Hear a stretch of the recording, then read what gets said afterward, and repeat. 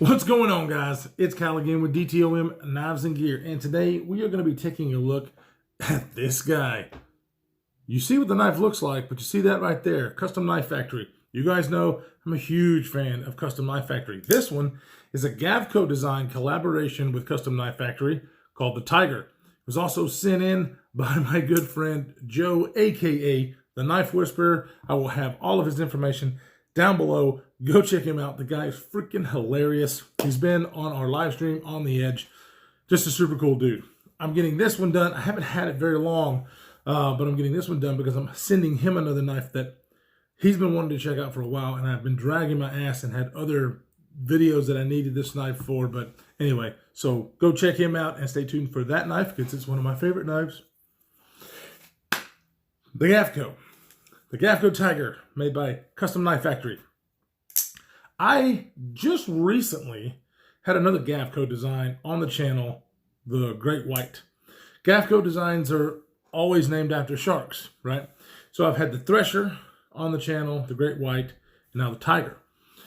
And the Gavko designs are not really my thing. Like, I don't find myself going and trying to track one down and find it. But I appreciate them, and I do think they're cool looking. So if you want something that's just different, get a Gavko design, guys. This Tiger, it is relatively similar to the Great White that I had from Artisan Cutlery, except for that one had a hole deployment. This one is flipper only. You guys know that I would rather have a hole deployment, right? The detent on almost all of the Custom Knife Factories on a flipper have been a little light. This one really is no different. It is light, but I don't think it's too light. I mean, there's a lot of people out there, Kevin, who are really detent snobs, and I don't blame them, especially when you're spending a certain amount of money on a knife. The detent really needs to be dialed in, and on some of the designs from Custom Knife Factory products that are like the Peter Zenny, the Snafu, and the Satori, the detent really was light on those. I think it's definitely doable and passable, but it was a lighter detent. I personally prefer a much stronger detent on a flipper. Kind of like I got a knife in from Doug Sharp_Marbles, the React Jack. That one has a very strong detent, but on that flipper, it works. And I like it better than something that is, look at that is not as good, you know. But I have to say, there's tons out there worse. Like I said, this is really not bad. You almost have a double click. You kind of hear that. I'm trying to fail it on purpose. And, it, you know, you can feel that kind of get out of there. So I don't think it's really bad. It's just lighter than I usually like on a flipper. It does sound wonderful, though. I love the sound that this thing makes. Oh, really, really nice. And then, of course, you have the Custom Knife Factory Action. Almost all of their knives, I absolutely love everything they do as far as the build quality and the action.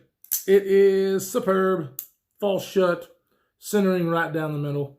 It's awesome. This one has an M390 blade, titanium handles, which this one is anodized differently than the plain one that you would get from Custom Knife Factory. It came blue, kind of like that blue color. This one is anodized purple. Not a huge fan of purple, but you know, I love the fact that people have titanium handled knives and they make them their own, no matter what their preference are as far as colors. I love that. So this one's purple. I'm not sure if Joe really wanted purple, but he really wanted this knife, so he ended up grabbing it. Another thing, before we really get too deep in here, this knife really was not that expensive for a Custom Knife Factory knife. Let's just say that, okay? Because it was like 420 bucks was the base price for these.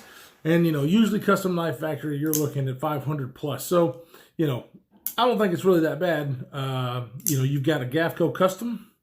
You've got some that are made by Artisan Cutlery, the Shark, which that one was 200 and something. I can't remember. But I think that was a great deal. You had S35VN, titanium. This one you have M390. So you got a little bit of a bump in the blade quality. But as far as designs and grinds and all that stuff, they really were pretty close. This one, as you can see, flat grind. You have a nice stone wash, maybe, if you can see it. Nice stone wash on the, come on now, on the flat portion, and you have a satin on the swedge. It goes that way, and then a belt satin that goes that way. Really think that looks nice. I really appreciate those details in a blade that kind of gives you a contrast of the different grinds.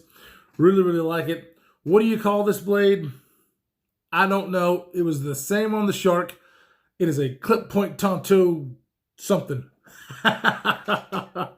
But it's a very well-designed blade. Cuts really well.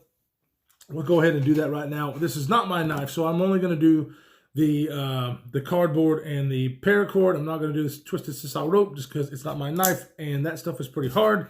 But I'll slice through cardboard just to see, just so you can see. It cuts.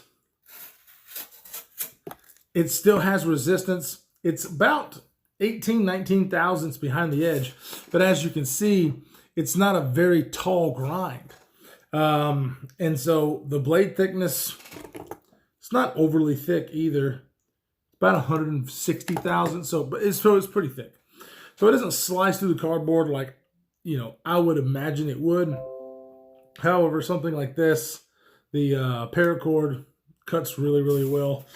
So blade geometry, I think, is decent. It's going to do your job. The only problem that I see some people having is the very delicate tip that you have on this guy.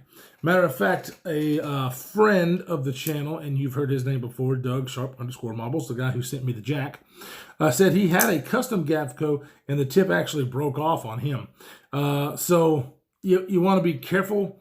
Not to say that you're going to be doing any kind of prying task with this knife, but if you're doing any kind of stabbing task into some really abrasive stuff, that might be an issue.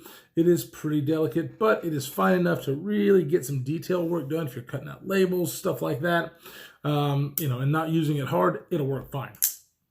Ergonomics, another Gavko thing, right? This kind of handle shape. So in this regular backed up grip, it's comfortable. It thins out right here, and then it swells back up. I'm okay with it. On the Shark, on the Great White, it didn't really do that as much, and so it was a little bit more thinking my hand was going to slip out this way. But with that regular finger control there, and then my fingers grabbing around here, I don't really feel like it's moving. It's a pretty good ergonomic feel. It's not great, but it works. And it's not hurting my hand. There's no hot spots with the pocket clip, anything like that. However, I can choke up with the Poon Spoon, trademarked by Lefty EDC. And with my thumb in this position, it's pretty comfortable. With the flipper tab, though, in a choked up position, when my thumb is on this, there's no jimping back here, which is really nice because with my big old fat finger and choking up there, I can still feel that, but it's not as bad because it doesn't have jimping on it. So yeah, very comfortable in this grip, just a little pokey because of the flipper tab. One of my favorite things about this knife is just the different. I mean, it's just different, right? You don't see many knives out there, high quality, that look like this. So I respect Gavko for their designs. Even though it's not my style, I definitely respect what they're doing. And I think they're great. I know a lot of people love this polarizing design. And if you do, that's awesome. It's made well because it's custom knife factory. Ceramic detent ball. You have a cool looking pivot there, kind of a golf ball looking pivot. And so yeah, all in all, I like the knife. Now, you have a pocket clip, titanium, kind of it's a 3D milled clip, kind of a spoon style. Jesus, work. And it works. It goes in and out of pocket fine. It doesn't sit deep carry. You've got about that much knife sticking out of your pocket, which I know a lot of people hate. Me, I like to be able to grab my knife like that. So that's not an issue. However, I can see it being an issue for a lot of folks. But the pocket clip functionally going in and out works really, really good. Good retention, all that. The fact that this knife is a little thinner this way is not an issue for the deployment. Sometimes when you have your finger on the lock bar, it can really seize it up. But I find myself in the natural state not having that issue. So there are some knives like the Giant Mouse Ace Sonoma that is really thin, and it's kind of an issue because that's naturally where your fingers want to go, and then when you do that, it seizes it up. This one I thought was going to be like that, but it really isn't. I never really had a problem with just pulling out of my pocket and letting it go. So that was really nice. Frame lock's kind of the nature of the beast. Does have a hardened lock insert with over travel stop. It's just a really well-built knife, and the design, it just kind of speaks for itself with the Gavko. So let's go ahead and turn the camera around and get some size comparisons, because it's also not a small knife. I would classify this to be a full-size knife, excuse me, and one that a lot of people, when I carried it, was like, whoa, look at that. I mean, they think everybody loves the look of this knife. I'm just not one that lusts after it, if you know what I mean. I wish I was. I actually did prefer the Shark because of the hole deployment. It made it a little bit more fun for me than just a flipper. Flippers get boring to me. However, as far as a flipper is concerned, I would give it, 10 being the best flipper ever made and 0 being, a crap one. This one is probably around a 6.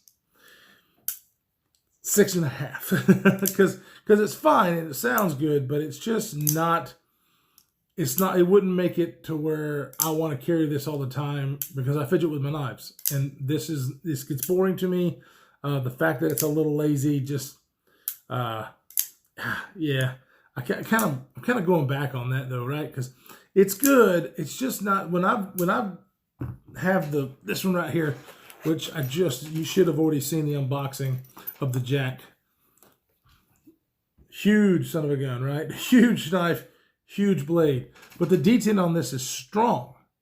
So yeah, it's harder to pull down, but when you see how I just did that. But when you do, it flops this big old blade out like it's impossible to fail because of that. I want detents on flipper-only knives to be like this. Some people are going to disagree with me on it, but I would rather have a stronger detent than a lighter one on a flipper-only knife.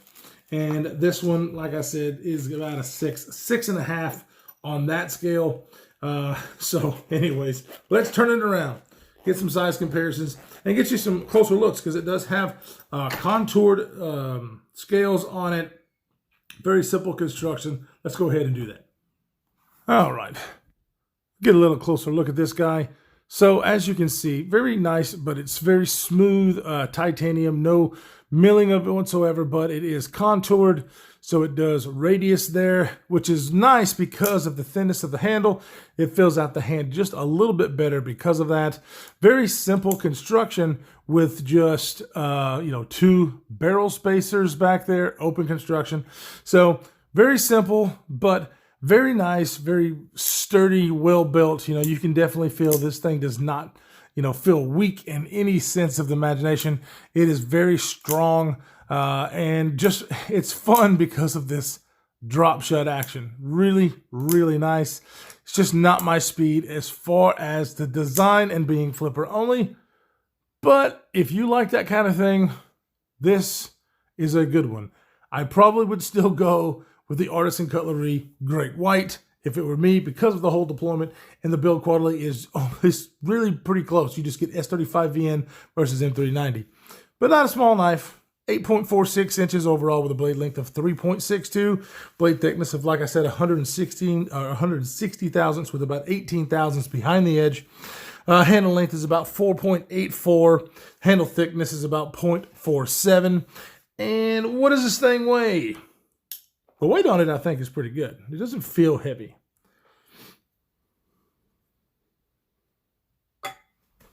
4.4 ounces. Yep, totally acceptable. And with a thin profile, it's going to carry nice. Now, that is right-handed. If you're left-handed, because of the flipper tab, I think it's well designed the way they've cut this out here, but it does stick out as a pocket pekka. So that is a thing, but I think it's well designed because the detent is weak, but because of the leverage that you get, especially with the push button, it kind of makes up for that. So let's put it up against some staples. Here it is against the Spyderco PM2. Roughly the same size as the PM2. Definitely a different ergonomic handle. And this is just a tad bit thicker than the PM2, but that's a good thing to help fill the hand. Get a Benchmade in here. Here it is against the Benchmade Super Freak. Also very similar. Benchmade is just probably a little bit longer and definitely a lot thicker than this guy. So if you are familiar with that. And then one that I just have to put out here because it's new to me and I love it. The Leon Ma Koof 4.0, the big boy. So as you can see, definitely larger than the than the Tiger, but just wanted to kind of show you something larger next to it. But yeah, see how thin this is compared to this? And this is actually thin for me. So still very thin handles, but with the contouring, it really makes up for that. So don't be scared if that is something that's on your mind. So anyways, can I recommend this knife? Absolutely. $420. They're not available because these things are limited. And this one is 173. I'm not sure how many they made. It was probably 300 to 500 pieces that were made, is usually how it works with Custom Knife Factory and their collaborations. But like I said, I really think that if you're looking for a Gavko design, I would go to Artisan Cutlery and check out the Shark. You will pay less money. You'll get a little bit lesser steel with S35VM, but it's still a good steel, but a very well-built knife. And so I can't recommend this over that just because of the price difference, and I think that knife was really good, and it has a hole deployment, which is more my preference. But if you like flippers and you want a Gavko design, boom, do it. Do it. Very, very nice blade. You know, just not my thing. And that's fine. And that's what I love about this community. Everybody has their own preferences, right? Joe likes different knives. He likes some of the same knives that I do and then some different knives. And that's that way with everybody, right? But I'm glad that I had the opportunity to get this in hand and check it out because it's from Gavko, is a maker that's been around for so long. Very successful. Custom Knife Factory. Very successful. And I love featuring their products on the channel because they are always very well made. Guys, definitely go check out Joe, aka The Knife Whisperer, on YouTube and Instagram. Links will be down below. Stay safe in this crazy world that we are living in, and we will see you in the next one.